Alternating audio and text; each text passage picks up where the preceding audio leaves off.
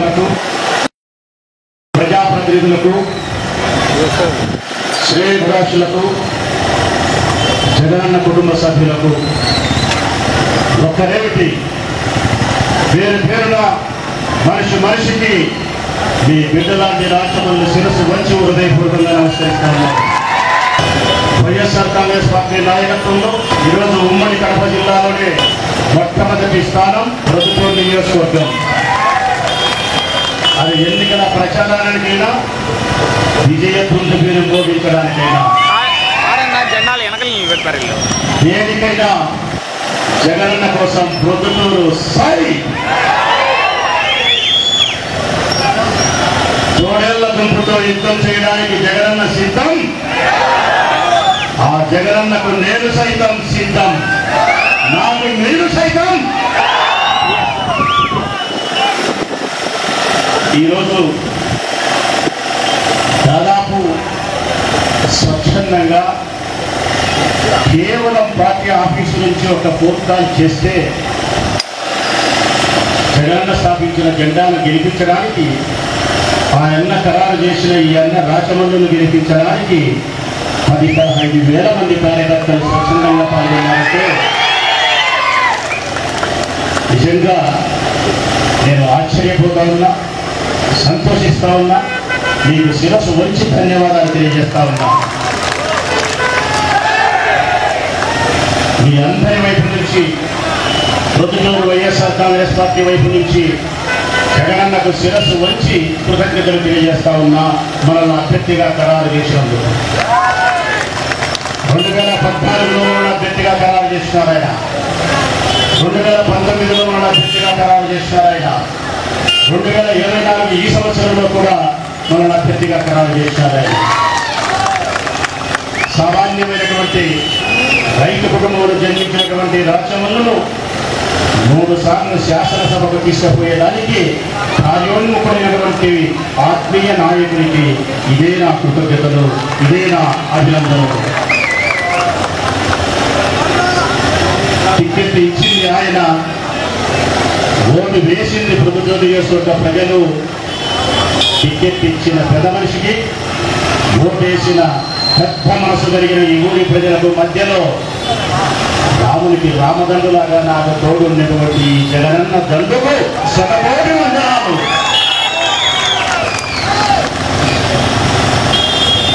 ఈ 20 రోజులు అవిశ్రాంతంగా మనం శ్రమించాల్సిన అవసరం ఉంది తమ్ముళ్ళు. ఏప్రిల్ 15 నాటికి ఎన్నికలు పూర్తయితాయి. కరెక్ట్గా ఫిబ్రవరి 15 మొదలు పెట్టినాం మనం.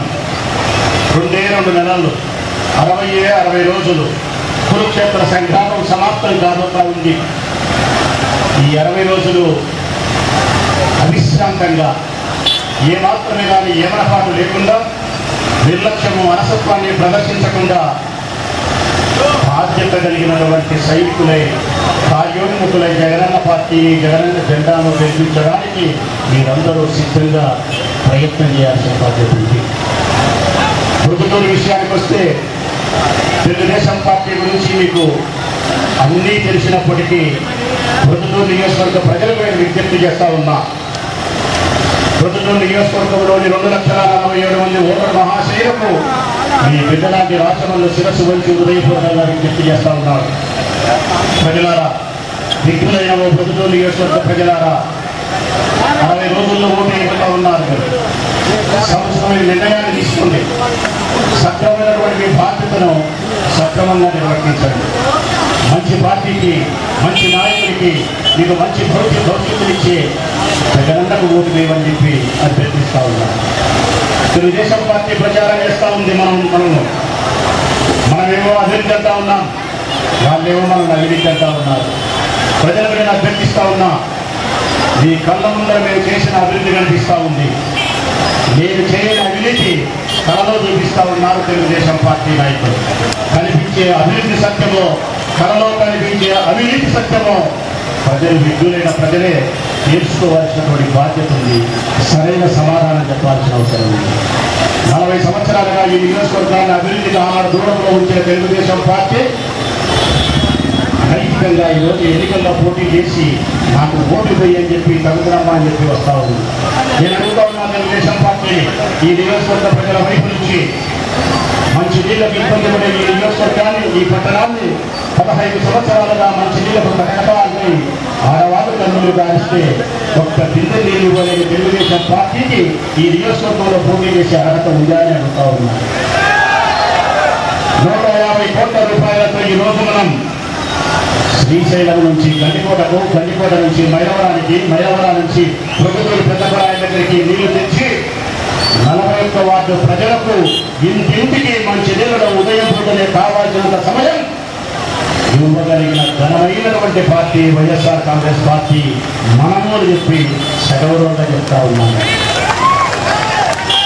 ఒక మార్కెట్ కట్టారా, మీరు కట్టలేకపోయినారు, మీరు కట్టాను 53 కోట్లతో. ఒక బస్ స్టాండ్ కట్టారా, మీరు కట్టలేకపోయినారు, 5 కోట్లతో మేము కట్టా ఉన్నాం. ఒక పార్కులు మీరు అందంగా తయారు చేసినారా, 5 కోట్ల రూపాయలతో మేము తయారు చేసినాం. ఒక పార్కులు మీరు గుంటూరు బైపాస్ రోడ్డు తయారు చేసినారా, మేము చేసినాం 2 కోట్లతో. 4 ప్రాథమిక ఆరోగ్య కేంద్రాలను స్థాపించగలిగినాం. 160 కోట్ల రూపాయలతో కాలువల ఆధునీకరణ చేస్తా ఉన్నాం. 160 కోట్ల రూపాయలతో పైప్ లైన్ పనులు ప్రారంభించినాం. 24 కోట్లతో గవర్నమెంట్ హాస్పిటల్ పనులు ప్రారంభించినాం. 24 కోట్లతో ఎస్ఎన్ఆర్ గవర్నమెంట్ కాలేజీ పనిచేసినాం. 160 కోట్ల రూపాయలతో 60 కోట్ల రూపాయలతో వైఎస్ఆర్ ఇంజనీరింగ్ కాలేజీ అభివృద్ధి పనులు జరుగుతా ఉన్నాయి. రామేశ్వరం పెద్దానికి పైన 53 కోట్ల రూపాయలతో బ్రిడ్జి పనులు ప్రారంభం జరుగుతూ ఉన్నాయి. 120 కోట్ల రూపాయలతో 41 వార్డులకు సంబంధించిన మీ వార్డుల్లో కాలువలను, రోడ్లను నిర్మించగలిగినాం. సంకుచితమైన చిన్న రోడ్లను వెడల్పు చేయగలిగినాం. గవర్నమెంట్ హాస్పిటల్ ఎదురుగా ఉండే రోడ్డును విశాలం చేయగలిగినాం. 5 రోడ్డును స్మార్ట్ స్కీమ్ చేయగలిగినాం. గాంధీ రోడ్డును, వసంతపేట రోడ్డును డివైడర్లు నిర్మించినాం. దీనిని తీసుకురాగలిగినాం, రోడ్డు పెద్ద చేయగలిగినాం. మన తెలుగు ప్రజలారా, 40 సంవత్సరాలు ప్రయాణం చేసినటువంటి పెద్ద ఆయన వడ్డరాజరెడ్డి ఆఫీసు ఉండే ఆయన రోడ్డును కూడా ఆయన శిష్యుడే పెద్ద చేసినారు. ఆయన రోడ్డును కూడా ఆయన శిష్యుడే పెద్ద చేసినారు. ఆయన ఆఫీసులో తాగే నీళ్లు కూడా ఈ శిష్యుడే గురువుకు గురుదక్షిణగా ఇచ్చినారు. కానీ ఆశ్చర్యం కలిగేది, బాధ కలిగేది మనం చేసిన అభివృద్ధి గురించి మాట్లాడారు. జగన్ ఇచ్చిన 1700 కోట్ల రూపాయల సంక్షేమం ప్రజల గురించి మాట్లాడారు. 1000 కోట్ల రూపాయలతో 24,000 మందికి ఇల్లు కట్టించే వైనాన్ని వారు ప్రస్తావించారు. సంక్షేమ పేరుతో, అభివృద్ధి పేరుతో, మానవతా విలువలతో మన దరిచేరిన ప్రతి మనిషికి పేదరికంలో సహాయం చేసినటువంటి ఘనమైన మనస్సు మనది. ఒక రకంగా చెప్పాలంటే మన శక్తికి మించిన దాతృత్వాన్ని ప్రదర్శించి ప్రతి పేదవానికి కోట్ల రూపాయల ఆర్థిక సహాయాన్ని అందించిన వారు మనం. కరోనా వచ్చినప్పుడు తెలుగుదేశం పార్టీ జెండా కానీ, ఆ జెండా పట్టుకునే కార్యకర్త నాయకుడు కానీ ప్రభుత్వంలో కనిపించలేదు. వైఎస్ఆర్ కాంగ్రెస్ పార్టీ నాయకులు, కార్యకర్తలు మాత్రమే కరోనా సమయంలో ప్రాణాలకు తెగించి ప్రాణాల కోసం ప్రాణులాడకుండా ప్రజల కోసం నిలబడింది మనమే చెప్పి గర్వంగా చెప్తా ఉన్నాం. మరి కరోనా వచ్చినప్పుడు ఆపదలో లేదు, నీళ్లు లేనప్పుడు అవసరమైనప్పుడు లేదు, అభివృద్ధి కోసము లేదు, సంక్షేమంలోనూ లేదు, కుటుంబానికి వ్యక్తిగత సాయం వచ్చినప్పుడు లేదు. మరి ఎప్పుడుంటారా మగడా అంటే 6 నెలల ముందు టికెట్ కోసం మీ పర్ఫార్మెన్స్ మహానటి సావిత్రిని నడిపిస్తా ఉంది. ఒకవైపు సురేష్ నాయుడు, ఒకవైపు ప్రవీణ్, ఒకవైపు మా గురువు వడ్డరాజరెడ్డి. ఈ ముగ్గురు మాకున్న మధ్యలో మల్లా లింగారెడ్డి మానవపడు. ఎవరికి టికెట్ రాదో అక్కడే కాదన్నారు. చిట్ట చివరకు ప్రతిదూరు నియోజకవర్గంలో నాకు టికెట్ అని పందాలు రాసే స్థితికి దిగదారిపోయింది వైఎస్ఆర్ కాంగ్రెస్ పార్టీ నుంచి తెలుగుదేశం పార్టీ పరిస్థితి. వైఎస్ఆర్ కాంగ్రెస్ పార్టీ ఎప్పుడో అభ్యర్థులు ఖరారు చేస్తూ ఉంటే తెలుగుదేశం పార్టీ మాత్రం ఇంకా టికెట్లు ఖరారు చేయక పందాలు పెట్టుకునే పరిస్థితికి వాళ్ళు దిగదారిపోయే పరిస్థితి వచ్చింది. రేపొద్దని ఎవరికి టికెట్ ఇచ్చినా ఎవరు చేస్తారో చేయలేని పరిస్థితి. కానీ పైకి మాత్రం నేను చేస్తానని ఒకరు, నేను చేయనని ఒకరు రకరకాలుగా మాట్లాడుతూ ఉన్నారు. కానీ వైఎస్ఆర్ కాంగ్రెస్ పార్టీ మాత్రం తెలుగుదేశం పార్టీ నాయకత్వాన్ని మనస్ఫూర్తిగా ఆహ్వానిస్తోంది. మీ నరగట్లో ఎవరికి టికెట్ ఇచ్చినా కానీ మిగతా ముగ్గురు ఆ ఒక్కరికి చేయకపోతే మీ మీద నేను కేసు పెడతా నాయకులారా చెప్తా ఉన్నా. ఎవరికి సురేష్ గారికి ఇచ్చినా మీరు ముగ్గురు చేయాలా, వరదరాజరెడ్డి గారికి ఇచ్చినా మీరు ముగ్గురు చేయాలా, ప్రదీప్ కుమార్ రెడ్డికి ఇచ్చినా మీరు ముగ్గురు చేయాలా. నలుగురు కలిసి వైఎస్ఆర్ కాంగ్రెస్ పార్టీ జెండాను ఓడించడానికి సంసిద్ధమైనమని చెప్పి ఆహ్వానిస్తా ఉన్నారు. ధర్మయుద్ధానికి సంసిద్ధంగా ఉండాలి. అయితే ఒక్క మాట మాత్రం అడుగుతా ఉన్న తెలుగుదేశం పార్టీ నాయకులు, ఈ ఎన్నికలు అయిపోయిన తర్వాత పేదల పక్షాన నిలబడిన ఈ పార్టీకి, వైఎస్ఆర్ కాంగ్రెస్ పార్టీకి ప్రజలు తీర్పిస్తే రాచమల్లు నాయకత్వాన్ని సమర్థవంతమైన నాయకత్వంగా ప్రజలు భావించి తీర్పు నాకు అనుకూలిస్తే ఒక్కసారైనా పత్రిక ముందుకు వచ్చి శభాష్ రాచమల్లు, శభాష్ వైఎస్ఆర్ కాంగ్రెస్ పార్టీ అని ఒక్క మాట చెప్పండి సార్. అదే మీరు గౌరవించాలనుకో మనస్ఫూర్తిగా లౌడ్ స్పీకర్ పెట్టి చెప్పగలుగుతా, శభాష్ పట్టాయా అని చెప్పి నేను అభినందించగలుగుతా.